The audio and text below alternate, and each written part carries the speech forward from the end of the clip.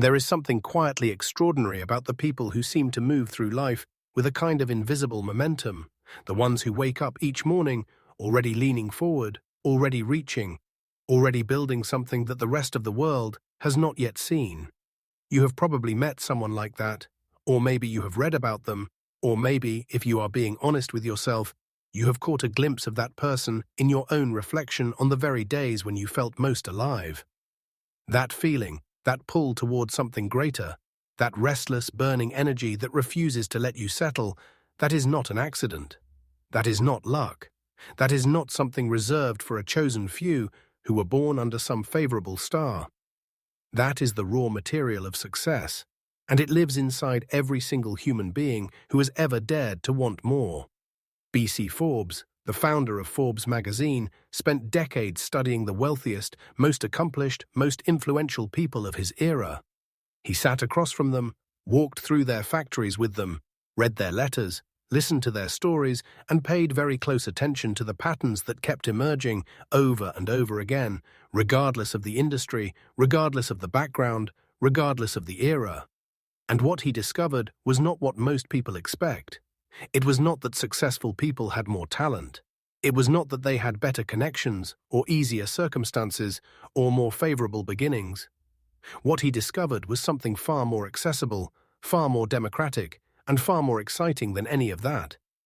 What he discovered was that the difference between those who achieve and those who merely dream comes down to a set of principles, attitudes, and habits that anyone, absolutely anyone, can choose to adopt. This is the heart of everything Forbes wrote about, and today we are going to walk through those principles together, not in a dry or academic way, but in the way Forbes himself intended, with fire, with honesty, with stories that cut right through to the truth, and with the deep conviction that your life can be fundamentally different the moment you decide to take these ideas seriously. So let us begin right at the beginning, with the one thing that Forbes believed mattered more than anything else, the one quality he returned to again and again in his writing, his interviews, and his personal observations of the most successful individuals of his time. That quality was enthusiasm, not the forced, performative kind of enthusiasm you see in someone trying to sell you something, not the shallow excitement that disappears the first time something goes wrong, but the deep, authentic, bone-level enthusiasm that comes from working on something you genuinely care about, from feeling as though your work is an expression of who you actually are rather than just a transaction you perform to pay the bills. Forbes wrote with absolute conviction that enthusiasm is the most important factor in determining human success, and the more you study the lives of truly accomplished people, the more you realize he was right. Think about what enthusiasm actually does to a person. When you are genuinely enthusiastic about your work, you do not need someone to remind you to show up. You do not need external pressure to put in the extra hour, to think more deeply about a problem, to care about the quality of what you produce. The enthusiasm itself drives all of that. It is internal fuel, and unlike external motivation, which requires constant replenishment from outside sources, internal enthusiasm regenerates itself every time you engage with work that matters to you. The more you do it, the more you want to do it. The more you learn, the more you want to learn. The more you build, the more you want to build. Forbes pointed to Andrew Carnegie as one of the clearest examples of this principle in action. Carnegie, who came to the United States as a penniless immigrant boy from Scotland, who worked his way up from bobbin boy to the most powerful steel manufacturer in American history, was not simply a man of intelligence or strategy. He was a man of extraordinary, almost electric enthusiasm. He loved what he did. He loved the challenge of it, the scale of it, the human dimension of it. He loved building teams of talented people and watching what they could create together. He loved the problem-solving, the negotiation, the vision. And that love was contagious. It spread to everyone around him. His employees felt it, his partners felt it, his competitors felt it. Carnegie himself said that the man who does not love his work cannot possibly do it as well as the man who does. And decades of observation by Forbes and others confirmed this truth over and over again. This raises a question that many people find uncomfortable, which is, what if you do not yet know what you are enthusiastic about? What if you are doing work that does not inspire you, that does not light you up? that feels like treading water rather than swimming towards something. Forbes had thoughts on this too, and they are worth sitting with. He believed that finding your area of genuine enthusiasm is itself one of the most important projects of your life. Not a passive discovery that happens to you by accident, but an active, intentional search that requires honesty, courage, and willingness to experiment. Many people drift through decades of their working lives never asking themselves the fundamental question of what they actually love to do. They take the path of least resistance, or the path that their parents or teachers pointed them toward, or the path that seemed most secure at the time. And then they wonder why their work feels hollow, why success feels elusive, even when they technically achieve things, why the days feel long and the years feel empty. Forbes was not naive about this. He understood that not everyone gets to immediately leap into work they love. Circumstances, responsibilities, financial realities, these are all real. But he insisted that the awareness matters enormously. Knowing that you are working towards something, knowing what that something is, keeping that North Star visible even when you have to take indirect routes toward it, all of that changes the texture of the journey in ways that compound over time. And very often, the enthusiasm that seems absent is not actually absent. It is simply buried under years of accommodation and compromise. When you start asking better questions, when you start paying attention to which moments of your workday make you feel most alive, the enthusiasm begins to surface again, sometimes slowly, sometimes in a sudden rush. But it comes. Now, alongside enthusiasm, Forbes placed enormous emphasis on something that sounds simple, but is actually one of the most undervalued qualities in modern life. And that is the willingness to work hard. Not the performative busyness that many people mistake for productivity. Not the kind of work that fills the hours without actually moving the needle. But the deep, focused, purposeful engagement with what matters most, sustained over time, through difficulty, through failure, through the inevitable stretches where progress feels invisible. Forbes grew up watching the great industrialists of the late 19th and early 20th centuries, and one of the things that struck him repeatedly was that virtually none of them achieved their success through shortcuts. They worked with an intensity and a consistency that, when you actually look at the details of their lives, is almost staggering. John D. Rockefeller was not a man of clever tricks. He was a man of relentless, systematic effort, sustained over years and decades. Henry Ford did not build his empire on a single brilliant idea. He built it by working through thousands of problems, thousands of failures, thousands of iterations, with a persistence that most people simply do not possess. Forbes believed that this level of effort is not beyond ordinary people. He believed that what most people call extraordinary effort is simply ordinary effort sustained for an extraordinary length of time. And the reason most people never discover this is that they give up too soon. They encounter the first real difficulty, or the second, or the fifth, and they conclude that the path is wrong, or that they are not talented enough, or that circumstances are too unfavorable. They do not understand that the difficulty itself is part of the process, that the struggle is not a sign that something has gone wrong, but a sign that something real and meaningful is being attempted. There is a story Forbes loved that illustrates this perfectly. A man was digging for gold in California during the gold rush. He dug for weeks, then months, making some progress, but never striking the rich vein he was hoping for. Eventually, discouraged and exhausted, he sold his equipment to a neighbor and went home. The neighbor hired a mining expert, who took one look at the site, made a small adjustment to the direction of the dig, went just 3 feet deeper than where the original miner had stopped, and struck one of the richest veins of gold in the entire region. 3 feet. That is how close the first miner was when he gave up. Forbes returned to this kind of story often, not to make people feel bad about their past decisions, but to make them understand the stakes of persistence. You rarely know how close you are. The feedback you get from the universe on the distance between you and your breakthrough is almost never accurate. You might be right at the edge of it. You might be 3 feet away, and the only way you will ever know is to keep going. But Forbes was also careful not to romanticize blind effort. He understood that working hard at the wrong thing is not a virtue. He believed strongly in the importance of working smart, of thinking carefully about where your effort is directed, of being strategic about what you choose to pursue. The most effective people he studied were not simply the hardest workers. They were the hardest workers on the right things. The things that aligned with their natural abilities, their genuine interests, and the genuine needs of the world around them. This is where the concept of purpose comes into the conversation, and Forbes treated purpose as one of the foundational elements of lasting success. Not purpose in the vague, abstract sense that the word sometimes gets used today, but purpose in a very concrete, operational sense. Knowing why you are doing what you are doing. Having a clear sense of what you are trying to build, and what it means, and who it serves, and why it matters. Because when purpose is clear, everything else becomes cleaner. Decision-making becomes easier. Priorities become more obvious. The inevitable obstacles become more navigable because you have a reason strong enough to carry you through them. Forbes noticed that the people who lacked clear purpose tended to scatter their energy. They worked hard, sometimes very hard, but in too many directions simultaneously, never concentrating enough force on any single point to break through. It was like spreading light rather than focusing it. Spread light across a wide surface and you get gentle warmth. Focus the same light through a lens and you can start a fire. Purpose is the lens.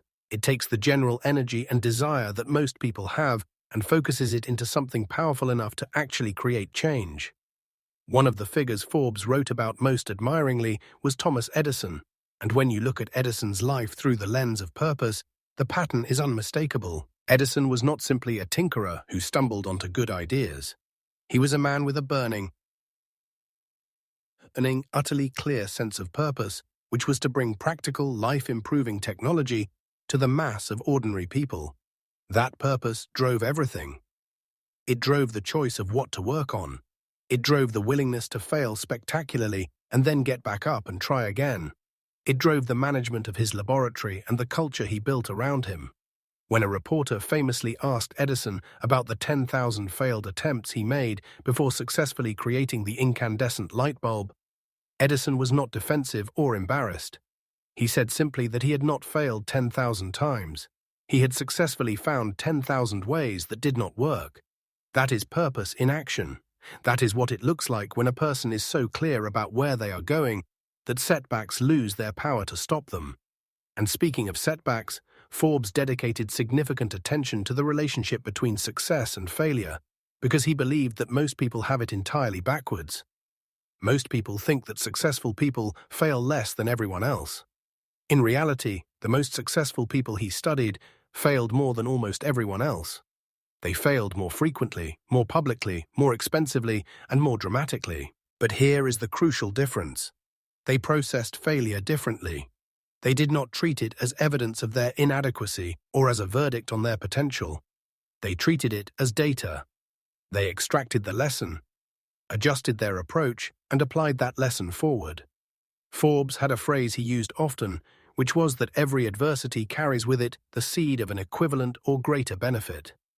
This idea, which later became widely associated with Napoleon Hill's work, was something Forbes came to through direct observation of the people he studied and interviewed.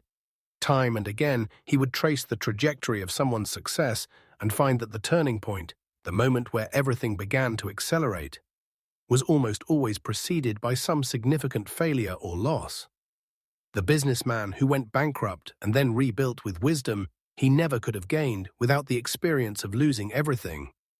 The inventor whose first approach completely failed and who, in searching for an alternative, stumbled onto something far better than what they originally intended. The athlete whose injury forced a period of reflection that ultimately led to a strategic transformation in how they trained and competed. This does not mean that failure is pleasant, or that you should seek it out, or that losing is somehow automatically educational. The education only comes if you are willing to actually look at what happened, to sit with the discomfort of understanding what you did wrong and what you could do differently, to be honest rather than defensive, and to carry that understanding forward into your next attempt. Many people fail and learn nothing because the discomfort of honest reflection is too great. They blame circumstances, bad luck, other people, the economy, anything that lets them off the hook. And by avoiding responsibility, they also avoid the lesson. And by missing the lesson, they are condemned to encounter the same failure again, wearing a slightly different costume, until they finally decide to look at it honestly. Forbes believed deeply in personal responsibility, not as a moral cudgel to beat people with, but as a practical tool for empowerment. The moment you accept that your outcomes are substantially the result of your choices, your attitudes, your habits, and your actions, you become vastly more powerful. Because everything you control, you can change. The person who says, "The economy made me fail," or "My boss is holding me back," or "I never got the right opportunity," may be telling part of the truth. External factors are real, but they are surrendering their agency in the same breath. And surrendering agency, in Forbes's worldview, was the single greatest tragedy of an ordinary life. This brings us to something Forbes wrote about with particular passion, which was the importance of service. Not service in a self-sacrificing, martyr-like sense, but service as the fundamental mechanism of success. Forbes made the case, with considerable force and considerable evidence, that the people who achieve the most lasting, most meaningful success are almost invariably the people who are most focused on providing genuine value to others. They are solving real problems. They are meeting real needs. They are making things easier, better, more efficient, more beautiful, more meaningful for the people they serve. And the success that comes to them is not a random gift. It is the natural, inevitable result of creating that kind of value consistently over time. This principle cuts across industries and eras with remarkable consistency. The businesses that endure are not the ones that extract the most from their customers. They are the ones that provide the most value. The professionals who rise highest in their fields are not the ones who are most concerned with their own advancement. They are the ones who are most focused on serving their clients, their patients, their students, their readers, whoever they are in relationship with through their work. The leaders who build the most loyal, most productive teams are not the ones who dominate and control. They are the ones who genuinely care about the people they lead and who see their role as one of service to those people. Forbes drew a very clear line between what he called the service motive and what he called the money motive. Not that money is bad. Forbes was entirely pragmatic and positive about money. But he observed that people who make money their primary motivation tend to get worse results than people who make service their primary motivation, and then receive money as a natural consequence of that service. The reason is partly psychological and partly practical. Psychologically, when you are oriented toward service, you make better decisions because you are constantly asking what will most benefit the people I serve, rather than what will most quickly benefit me. You invest more care, more creativity, more genuine effort into your work. And practically, when you consistently deliver more value than people expect, you build a reputation that becomes self-sustaining. People seek you out. They recommend you. They come back. The pipeline of opportunity becomes abundant rather than scarce. Henry Ford again serves as a useful illustration here. Ford was not primarily motivated by the accumulation of personal wealth. He was motivated by a genuine, almost missionary-level conviction that the automobile should be accessible to the ordinary working person, not just to the wealthy. This was not just a marketing position. He genuinely believed it, and that genuine belief drove decisions that seemed counterintuitive from a pure profit maximization standpoint, like the decision to pay his workers $5 a day when the industry standard was roughly half that. Ford understood, before most people in his industry did, that if his workers could not afford to buy the cars they were building, that was both a moral and a practical problem. By paying them well enough to participate in the economy he was helping to create, he built loyalty, reduced turnover, attracted the best workers, and simultaneously expanded his customer base. That is service orientation producing extraordinary business results. Now let us talk about something that Forbes was quite candid about, which is the role of character in sustainable success. Because Forbes was not just writing about how to get rich or how to get famous, he was writing about how to build a life and a career that you can actually be proud of, that has substance and integrity, that does not collapse the first time serious pressure is applied. And character, in his view, was the bedrock of all of that. What did Forbes mean by character?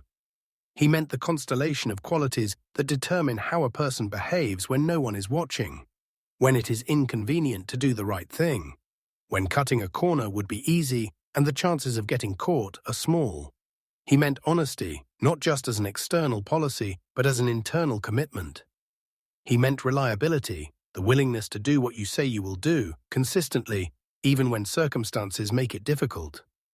He meant integrity, the alignment between your professed values and your actual behavior.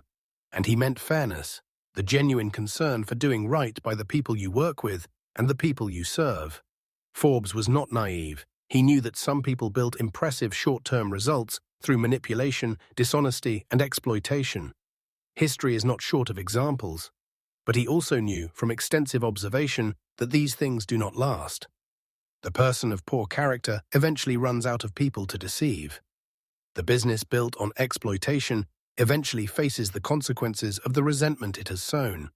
The reputation built on spin rather than substance eventually gets exposed by reality.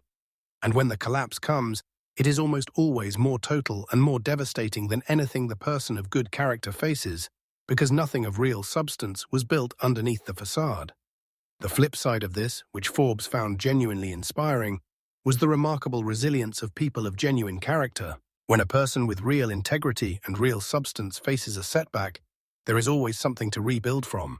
The reputation survives intact. The relationships survive intact. The inner resources that built the original success remain available. And because other people trust the person of character, they extend credit, support, and opportunities that they would never extend to someone whose reputation is less solid. Character, in other words, is not just an ethical commitment. It is a strategic asset of enormous practical value. Forbes also wrote with great insight about the importance of continuous learning and intellectual curiosity. He was deeply skeptical of the person who believed that their education ended when they received their diploma, who stopped reading deeply once they were established in their career, who became comfortable with their existing knowledge and stopped reaching for new understanding. He saw this kind of intellectual complacency as one of the most dangerous forms of stagnation because it is invisible from the inside. The person who has stopped growing rarely knows they have stopped growing. They feel the same from the inside. But the world is changing around them. Their field is evolving, new knowledge is being generated, new approaches are being developed. And the person who is not actively learning is falling behind, even when they feel like they are standing still. The great figures Forbes admired were almost without exception voracious learners. Benjamin Franklin taught himself foreign languages, made scientific discoveries, invented useful devices, became a masterful writer and diplomat, all as an exercise of his insatiable curiosity. Edison read everything he could find that was relevant to his work, and a great deal that was not, because he believed that unexpected connections between fields were often where the most interesting innovations lived. Carnegie, despite having had very little formal education, was a passionate reader throughout his life, and credited much of his success to the insights he gained from books that had nothing directly to do with the steel business. The practical implication of this is straightforward but important. If you are not currently reading deeply and widely, in your field and outside of it, you are leaving enormous value on the table. You are not just missing information. You are missing the cross-pollination of ideas that happens when you bring knowledge from multiple domains to bear on a single problem. You are missing the inspiration and the perspective shifts that come from encountering brilliantly articulated ideas. You are missing the competitive advantage that comes from knowing what most of your peers do not bother to learn. Forbes was also deeply interested in the quality of people's associations, which is a polite way of talking about the people you choose to spend your time with. He understood, through direct observation, that humans are enormously influenced by their environment, and that the social environment, the people we talk to, work with, look up to, and learn from, is among the most powerful environmental forces we face. He was fond of pointing out that if you look at any person's 5 closest associations, you can predict their trajectory with remarkable accuracy. Not because destiny is controlled by others, but because we absorb so much of our thinking, our standards, our beliefs about what is possible, and our habits of behavior from the people we are around most often. This is not a reason to be snobbish or dismissive of people who are not yet where you want to be, but it is a reason to be intentional and strategic about whose thinking you are most exposed to. It is a reason to seek out mentors and role models, people who are doing what you want to do at a level you want to reach and who are willing to share how they do it. It is a reason to be thoughtful about whether the conversations you are having most often are expanding your thinking or limiting it, whether the people around you are pulling you upward or holding you down, not through malice, but simply through the gravitational pull of their own lower expectations. Forbes was a great believer in the mentor relationship, and rightly so. He had benefited enormously from older, more experienced people who had taken an interest in his development and who had shared knowledge, perspective, and opportunities that he never could have acquired on his own. He observed this pattern throughout the careers of the people he studied. Very few of the great achievers of his era rose in isolation. Almost all of them had someone, at some critical juncture, who saw something in them and invested in their growth. Carnegie had Thomas Scott, the superintendent of the Pennsylvania Railroad, who mentored him early and gave him opportunities that transformed his trajectory. Rockefeller had a series of business mentors who helped him understand how to think about scale and organization. Ford had people who believed in him and supported him through years of effort before he had anything close to the success that would later make him famous. If you do not currently have a mentor, seek one. If you do not know how to find one, start by demonstrating that you are worth mentoring. Show the qualities that make people want to invest in you: curiosity, willingness to learn, genuine effort, integrity, enthusiasm. These qualities make people want to help you. The person who walks around with their hand out, wanting advice but not willing to do the work, rarely receives the mentorship they seek. But the person who is clearly working hard, clearly committed, clearly asking the right questions and actually implementing the answers, that person tends to attract the attention and investment of exactly the kinds of people who can make a real difference. Alongside mentorship, Forbes emphasized the importance of what today we would call networking, though the word he used was more likely influence or association. He believed firmly that you cannot achieve anything truly significant entirely on your own. The scale of what is worth building almost always requires collaboration, partnership, and the involvement of other people who have skills, knowledge, relationships, or resources that you do not possess. The person who insists on doing everything themselves, who is too proud or too protective to collaborate, limits their achievement to what one person can accomplish alone. And one person, no matter how talented, can only accomplish so much. The ability to build and maintain strong relationships, to be the kind of person that other people want to work with, to partner with, to invest in, to recommend. This is not just a soft skill in Forbes's worldview, it is one of the core competencies of success. And it rests on some very specific qualities: genuine interest in other people, the ability to listen as well as speak, reliability, generosity of spirit, the willingness to give value before expecting to receive it, and the basic human quality of making other people feel seen and respected. Forbes was struck by the degree to which the most successful people he met were genuinely interested in other people, not performing interest in a strategic way, but actually curious about other human beings, actually interested in their stories, their perspectives, their challenges, their aspirations. This quality made them magnetic. People were drawn to them, people wanted to help them, people wanted to work with them. And this natural magnetism translated directly into the kinds of relationships and opportunities that fuel extraordinary achievement. Contrast this with the person who is only interested in other people to the degree that those people can immediately benefit them, who has no genuine curiosity about anyone outside their current sphere of relevance, who can barely conceal their impatience when the conversation is not directly about something they want. This person, no matter how talented they are in other respects, will consistently find that the human element of their success is working against them rather than for them. And over time, that will catch up with them in very tangible ways. Now, Forbes was not writing exclusively for the business magnate or the entrepreneur. He was writing for ordinary people, people working in factories and offices and shops, people trying to make something of themselves in a complex and competitive world. And one of the things he understood with great clarity was that wherever you are in an organization, whatever level you are operating at, the principles of success are fundamentally the same. They do not change based on your title or your salary or your position in the hierarchy. The person who brings enthusiasm, hard work, service orientation, continuous learning, and integrity to their role at whatever level they are currently operating will advance. The promotion may not come overnight.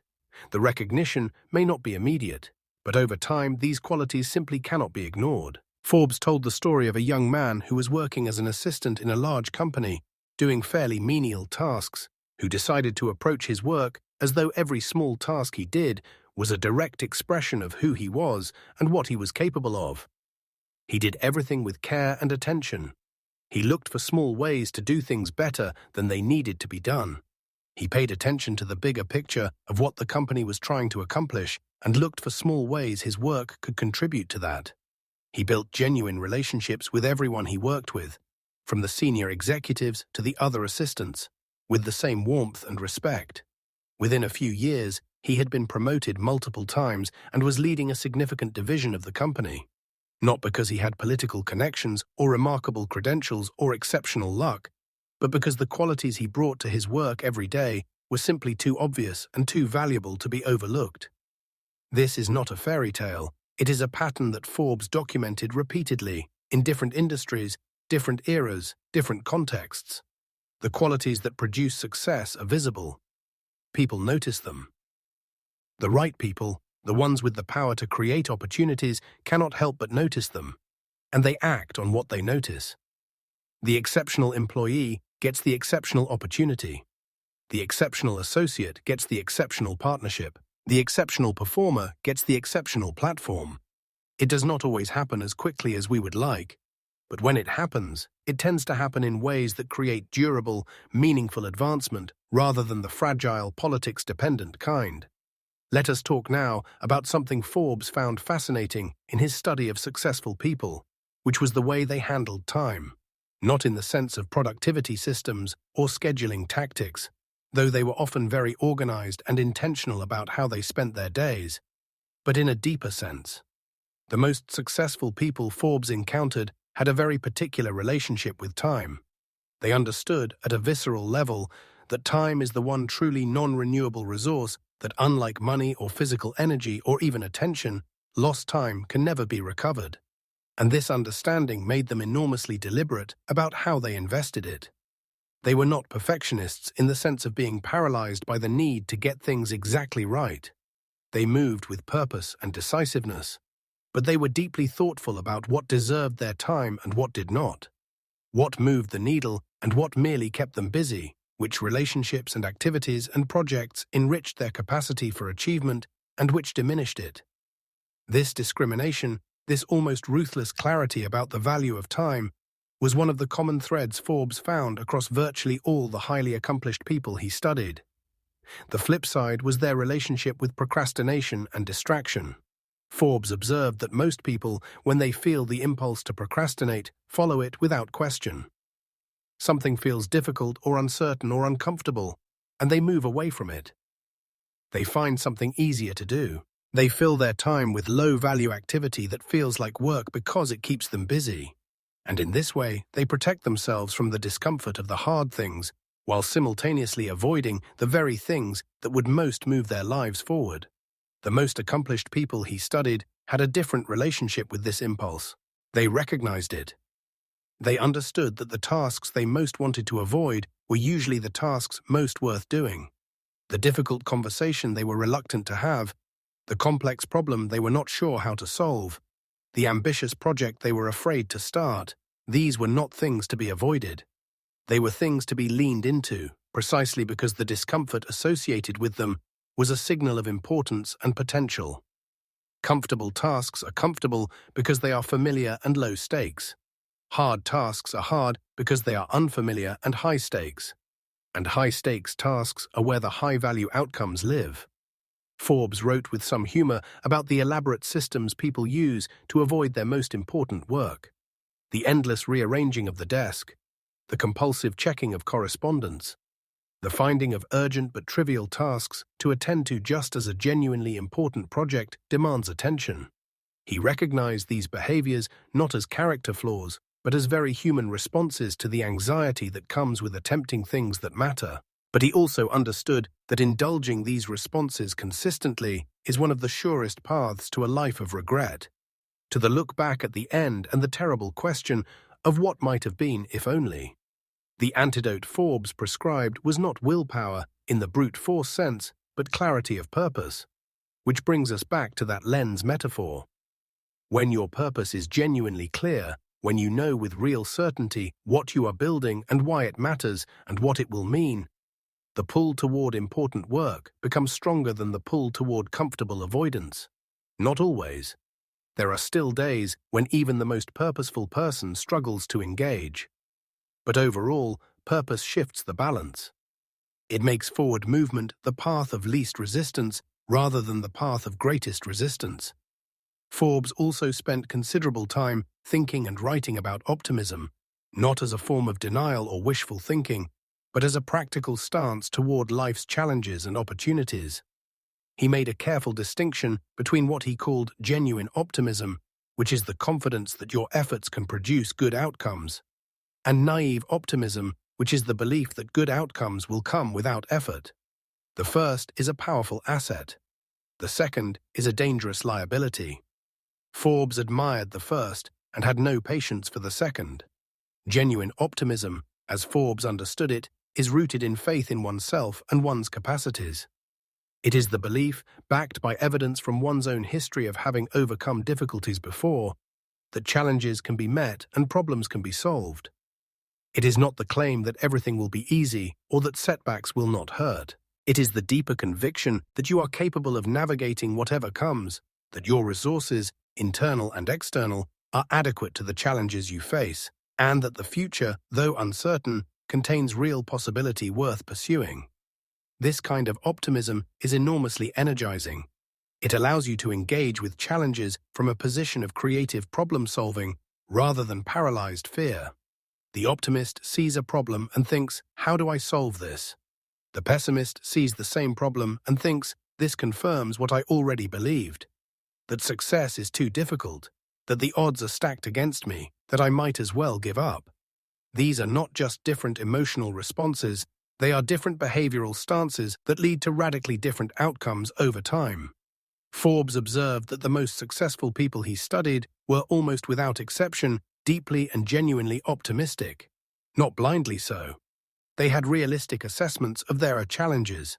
They were not in denial about what they were up against, but they approached their challenges with the fundamental belief that those challenges were solvable, that their efforts were worth making, and that the future was worth building. And this belief, held consistently, turned out to be self-fulfilling in the most wonderful way. The effort the optimist makes because they believe it will pay off tends to actually pay off in ways that confirm and strengthen their optimism, creating a virtuous cycle that builds on itself over time. Pessimists, on the other hand, get a different kind of self-fulfilling prophecy.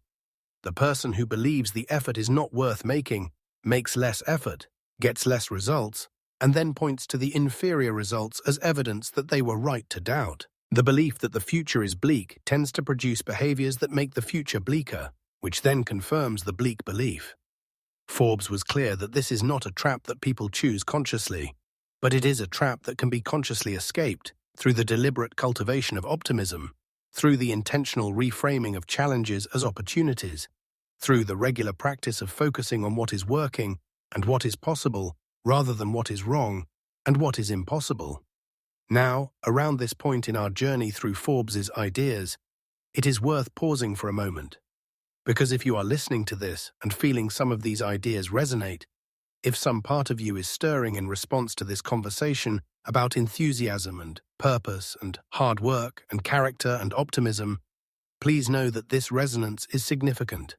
It is your own deeper nature recognizing truth. It is the part of you that knows what you are capable of and what you actually want your life to look like, beginning to wake up and speak. Do not dismiss it. Do not let the conversation end without letting it affect something in you. And if these ideas are speaking to you, if you are finding value in this exploration of what it actually takes to build a meaningful, successful life, please take a moment to like this video and subscribe to Audiobook Library. It genuinely helps the channel grow. It helps more people discover these ideas, and it helps us continue bringing you content like this. Your support means everything to this community, and we are deeply grateful for it. Now, back to Forbes and the conversation about success. Because we have covered the foundational elements: enthusiasm, hard work, purpose, service orientation, character, learning, relationships, time management, optimism. But there is so much more that Forbes had to say about the texture and the practice of building a successful life. And one of the things he wrote about most compellingly was the importance of decisiveness.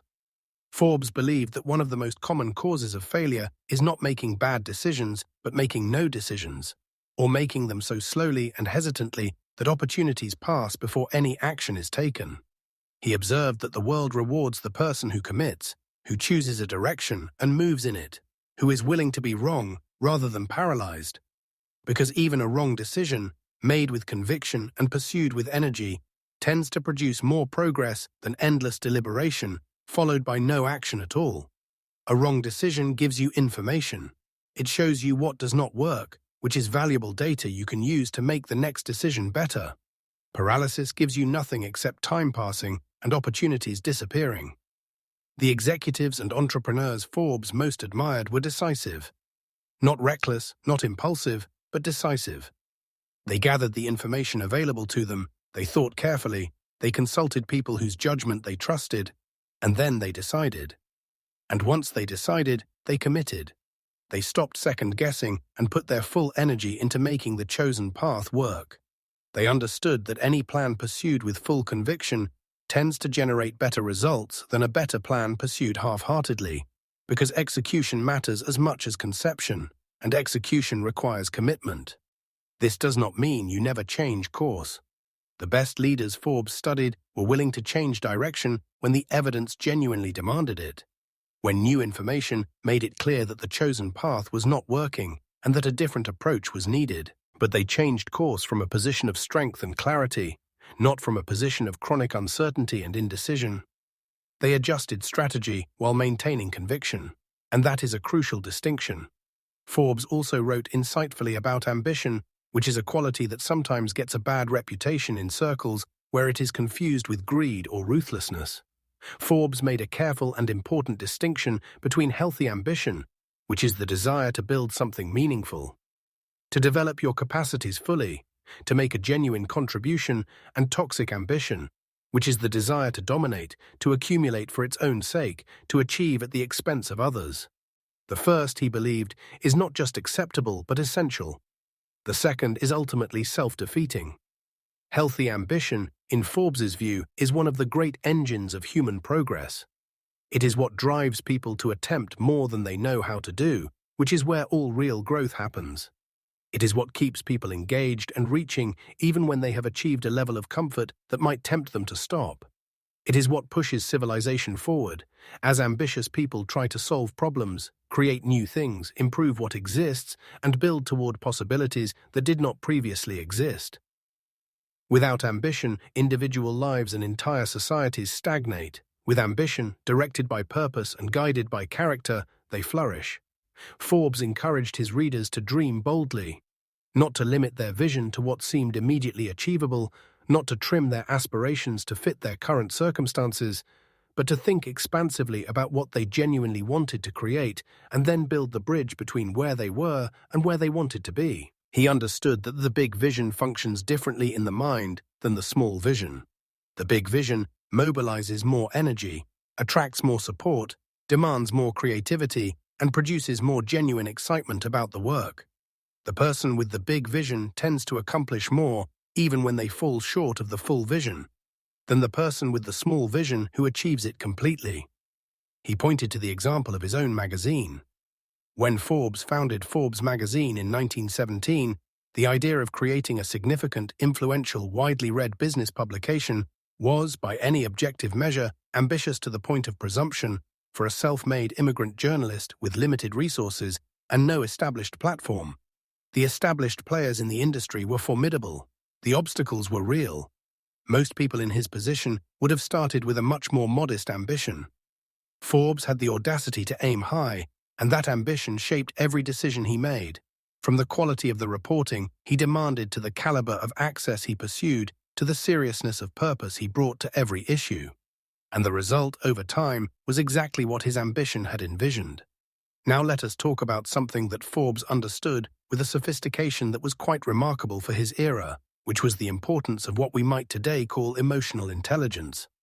Forbes did not use that term, obviously, but his observations about the most successful people he studied anticipate by decades the formal research that would eventually validate the concept.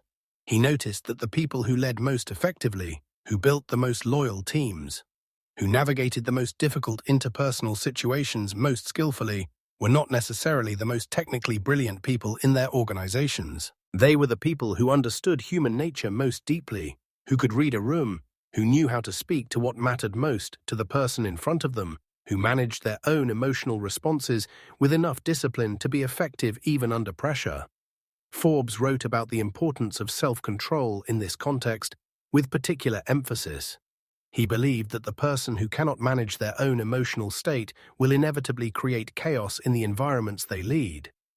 The executive who explodes in anger when things go wrong, who makes impulsive decisions from a place of fear or frustration, who cannot sustain composure when the situation demands it, sends signals throughout their organization that ripple outward in damaging ways.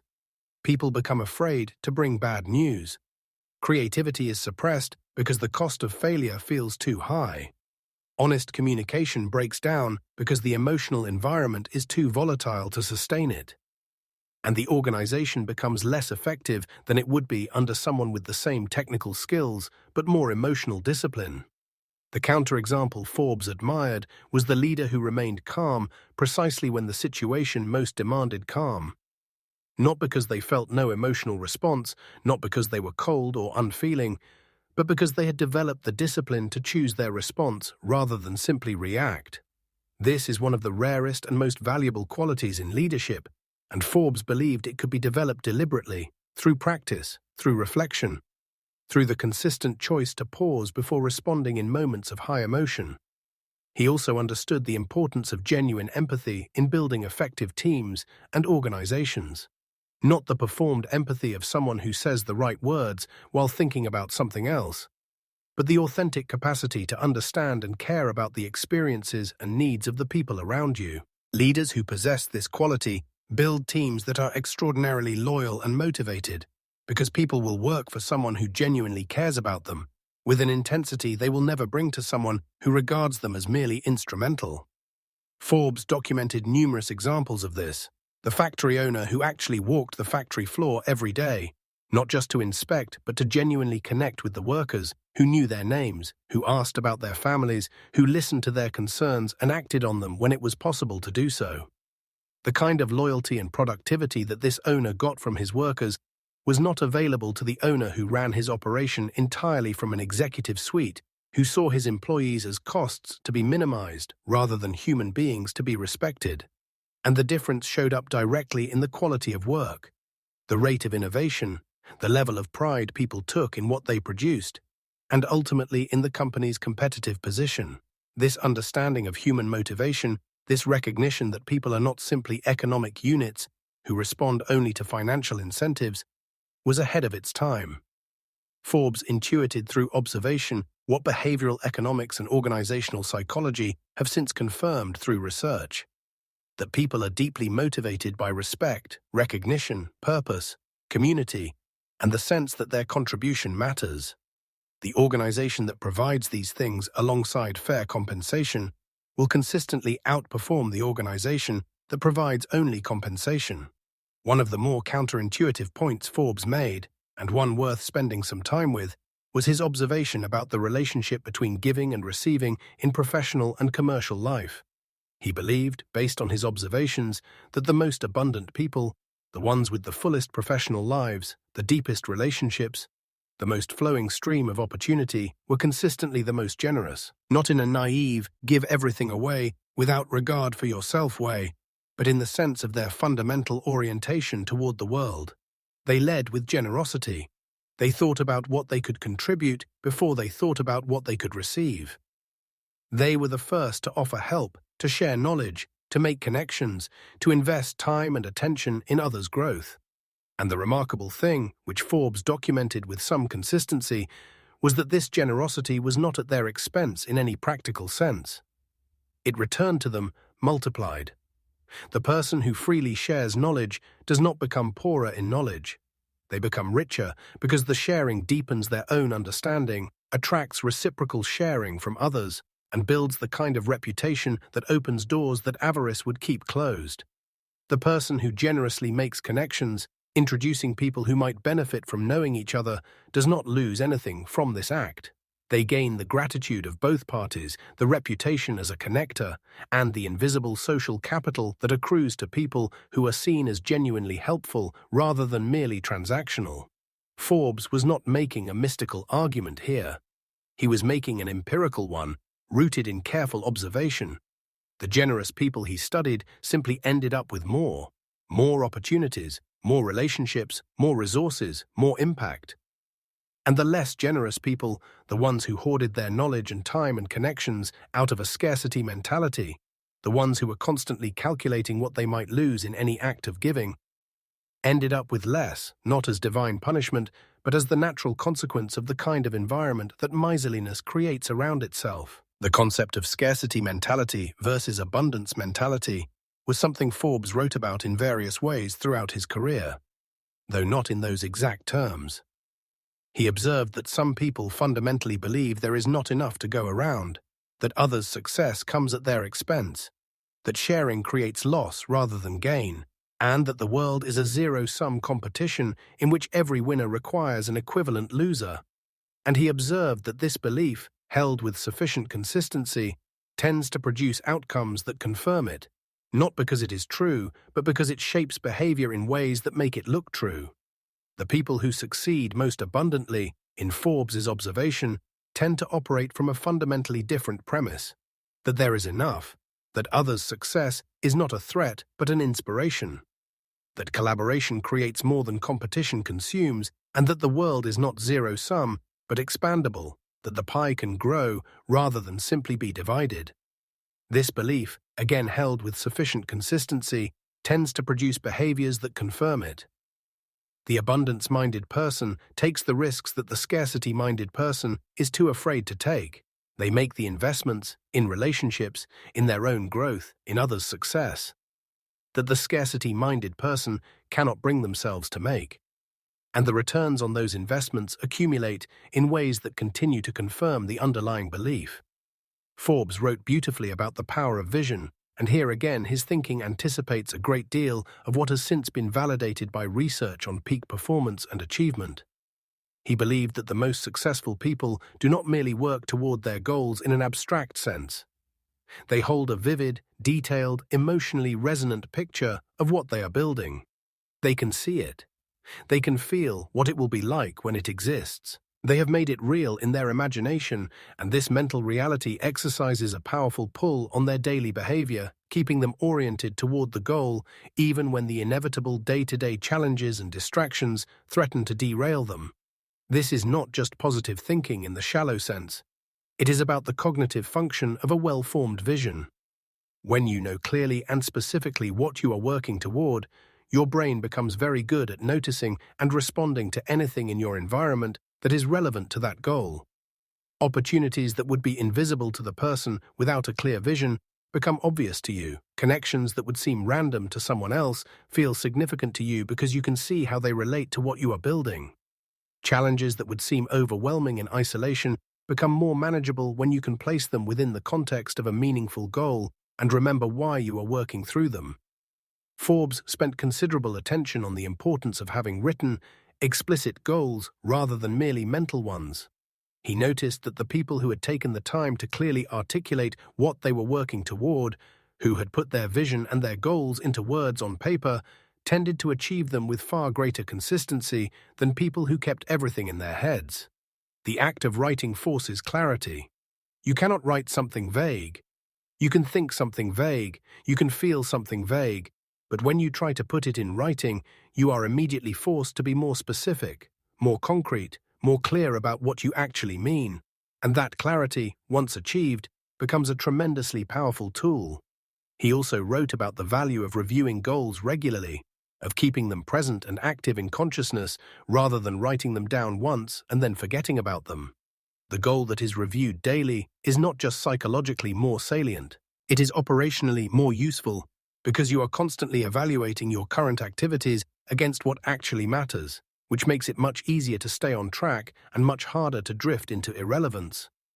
Let us shift now to something that Forbes touched on repeatedly, but that deserves its own focused attention, which is the role of health in success. Forbes was remarkably ahead of his time in understanding that physical vitality is not separate from professional achievement. It is foundational to it.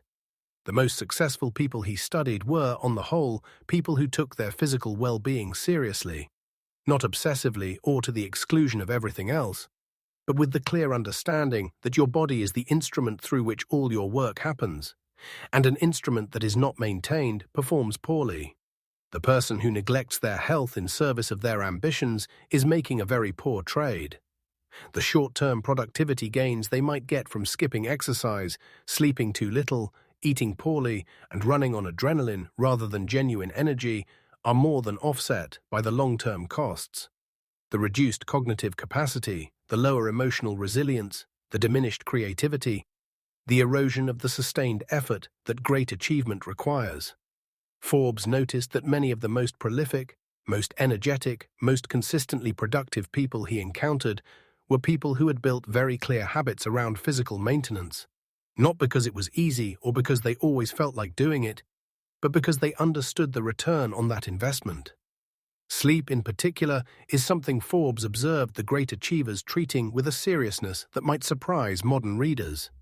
In an era that was, if anything, even more prone than our own to the glorification of overwork, Forbes noticed that the people who performed at the highest level over the longest period of time were generally not the people who slept the least. They were people who understood that the brain does its deepest work, its processing of complex information, its consolidation of learning, its restoration of the capacity for creative thinking during sleep, and that shorting that process produced diminishing returns in a way that eventually catches up with even the most talented person.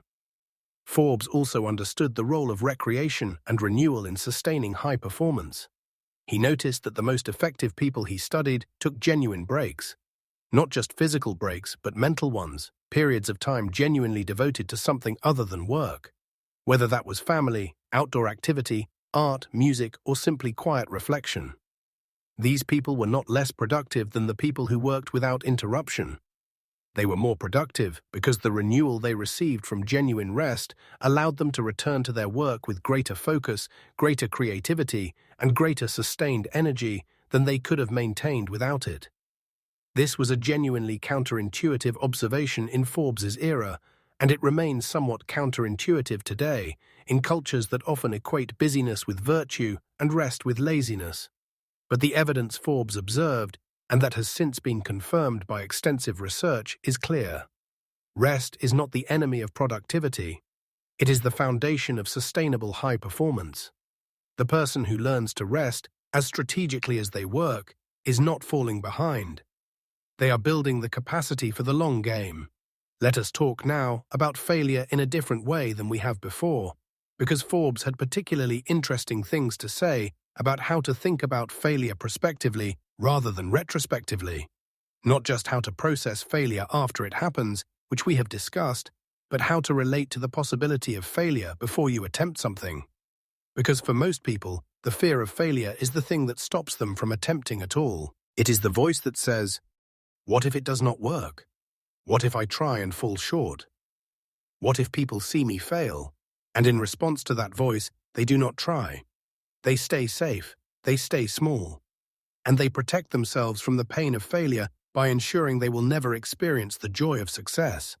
Forbes was not unsympathetic to this fear. He understood it as a deeply human response, but he was direct about its costs. The person who never risks failure is also the person who never achieves anything worthy of celebration. Safety and significance rarely occupy the same space.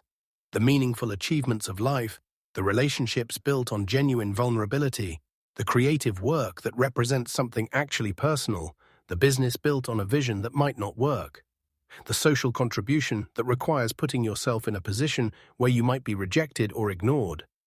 All of these require the willingness to risk failure, not the desire for failure, not the recklessness of ignoring risk, but the courage to proceed despite the possibility of failing.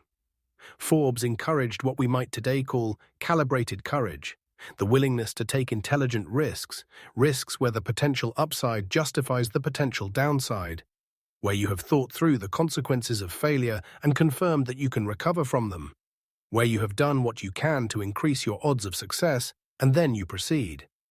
Not blindly, not recklessly, but with the clear-eyed recognition that any meaningful undertaking involves uncertainty, and that living with uncertainty is the price of a life that actually means something. He pointed to the lives of every great figure he had studied and noted that each of them had made bets that could have gone badly wrong. Carnegie invested his modest savings in ventures that had real risk of total loss. Edison spent years and enormous resources on projects that might never have produced anything commercially viable. Ford rebuilt his company multiple times from positions that many observers thought were hopeless. In every case, what carried them through was not the absence of risk, but the quality of the courage with which they faced it. Forbes also wrote compellingly about what he called the price of success, not to discourage anyone, but to be honest about what genuine achievement actually requires. Because he had seen too many people harbor fantasies about success that did not include any of the sacrifice, discipline, difficulty, or delayed gratification that success actually demands. And those fantasies set people up for disillusionment, because they embark on the journey imagining one thing and encounter something quite different. The price of success, as Forbes described it, includes things like years of below-market compensation while you are building something that has not yet proven its value, the social awkwardness of having different priorities than the people around you, of saying no to social invitations because you have chosen to spend that time building, the uncertainty and anxiety of working without guarantees, of not knowing for long stretches whether your efforts will ultimately produce what you are hoping for, the discipline of maintaining your standards and your habits, even on the days when everything in you wants to take the easy path, the loneliness, sometimes, of a vision that only you can fully see, that you cannot yet demonstrate to others in ways that will earn their confident endorsement. None of this means success is not worth pursuing. Forbes was enormously enthusiastic about the pursuit of success, but he believed strongly that people should enter the pursuit with clear eyes, understanding what they are signing up for, knowing the price before they commit, because that knowledge helps them sustain through the inevitable difficult periods rather than being ambushed by them. The person who expected the difficulty is far better equipped to handle it than the person who expected things to be easy. Forbes also paid close attention to what happened to people after they achieved significant success, because he noticed that success itself brings a new set of challenges that many people are not prepared for. The businessman who builds his company and then finds that the skills that built it are different from the skills needed to manage it at scale. The creative person who finds their first major success and then struggles with the pressure and expectations that come with having a reputation to live up to.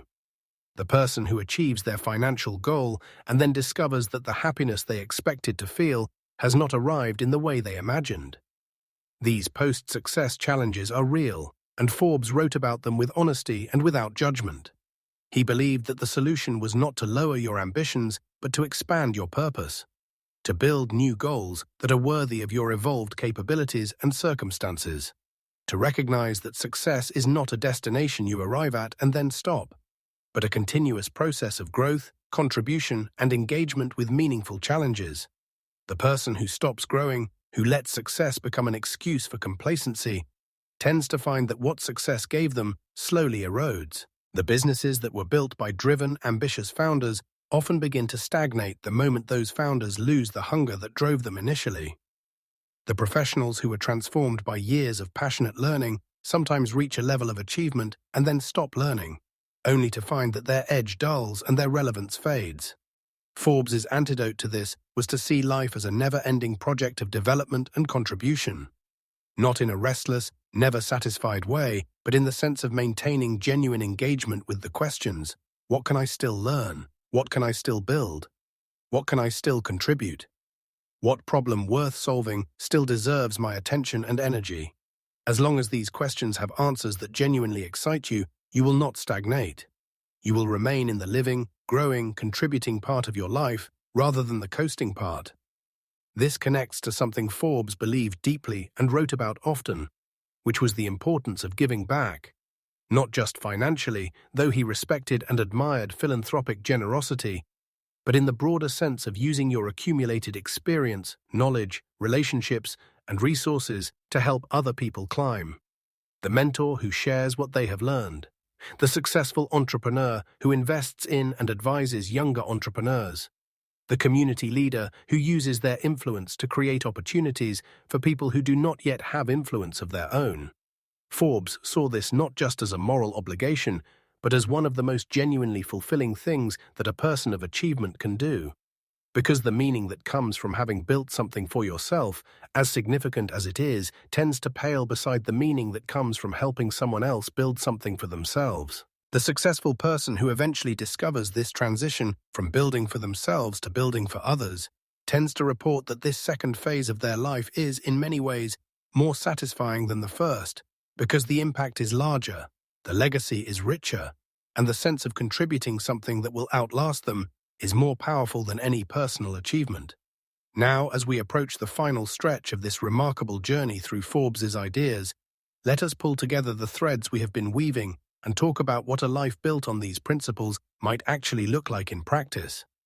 Not in some theoretical future, but starting from wherever you are right now, with whatever you have to work with, in whatever circumstances you currently find yourself. Because one of the most important things Forbes understood was that the starting point almost never matters as much as people think it does. He had seen too many people from impoverished, under-resourced, disadvantaged beginnings build remarkable lives to believe that circumstances are destiny. And he had seen too many people from privileged, well-connected, resource-abundant beginnings squander those advantages to believe that a good start guarantees a good outcome. What matters, in Forbes's view, is not where you start. It is the quality of character, effort, purpose, and persistence with which you proceed from wherever you start. Carnegie started with nothing. Rockefeller started with next to nothing. Edison started with nothing. Ford started with nothing. Forbes himself started with nothing. A young man from a small Scottish town who came to America with nothing but ambition, curiosity, integrity, and a willingness to work harder than the people around him. And all of them built lives and legacies that seem almost impossibly large in retrospect, not because they had some advantage that other people lacked, but because they operated on principles that other people either did not know or did not consistently apply.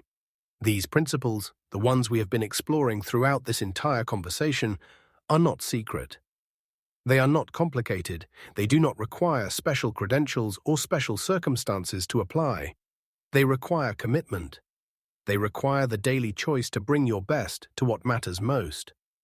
They require the willingness to keep going when it is hard, to learn when you fall short, to serve when self-interest beckons, to build relationships when isolation is easier, to be honest when deception would be more convenient, to pursue growth when comfort is available. None of that is easy, but all of it is simple. And the consistency of application over time produces results that, looking back, seem almost magical in their scale, even though looking forward, in the daily experience of the person doing the work, they feel entirely earned and entirely real. Forbes believed that each person carries within them a spark of something extraordinary, some combination of talent, perspective, passion, and purpose, that is uniquely theirs, that the world needs, and that only they can express. Not everyone expresses it in the same way. Not everyone's expression makes the front page.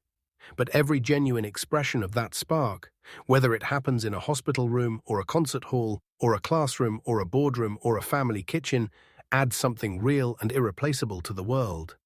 The tragedy Forbes most wanted to prevent was the unlit spark, the person who carried their gift through an entire life without ever bringing it fully into the world, whether out of fear or complacency, or the tragic belief that what they had to offer was not enough. What you have to offer is enough.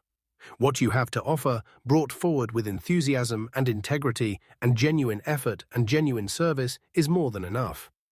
The world is not oversupplied with people who bring the best of themselves to what they do. It is chronically undersupplied with such people. Your genuine effort, your real contribution, your authentic expression of whatever it is that only you can express, is needed, not in some abstract feel-good sense, but in the very concrete sense that the specific problems only you are positioned to solve, the specific people only you are positioned to reach, the specific value only you are positioned to create, remains uncreated until you choose to create it. Forbes closed many of his essays with a call to action that was as simple as it was powerful. He asked his readers to begin, not to perfect their plan first, not to wait until conditions were more favorable, not to gather more credentials or more courage or more certainty before taking the first step, but to begin with what they had from where they were in the direction of what they genuinely cared about. Because beginning is the thing that most separates the people who achieve from the people who mean to. And beginning, once it actually happens, generates the momentum, the clarity, and the growing confidence that carries you through everything that follows. So consider this your call to begin, or to re-begin, or to deepen your commitment to the beginning you have already made. Consider this your reminder that the principles Forbes discovered in the lives of the most successful people of his era are available to you, right here, right now, in whatever form your life currently takes. Enthusiasm, hard work, purpose, service, character, learning, relationships, decisiveness, ambition, vision, optimism, generosity, courage, persistence. These are not abstract virtues, they are practical tools. And the person who picks them up and uses them consistently, day after day, in pursuit of something that genuinely matters, will look back someday, from a distance of years or decades, and be astonished at what was built. Not despite the difficulties, because of them, not in spite of the setbacks, through them, not by being exceptional to start with, by becoming exceptional through the consistent application of principles that anyone can choose, that you can choose, starting today, starting with the very next decision you make, and the way you make it, and the spirit you bring to it. Forbes spent his life celebrating the extraordinary potential of ordinary people. He did it through his magazine, through his books, through his interviews and his essays, and his personal example. He did it because he genuinely believed it, not as a marketing message or a motivational trick, but as a truth he had observed with his own eyes in the lives of hundreds of people who had made something magnificent from very little.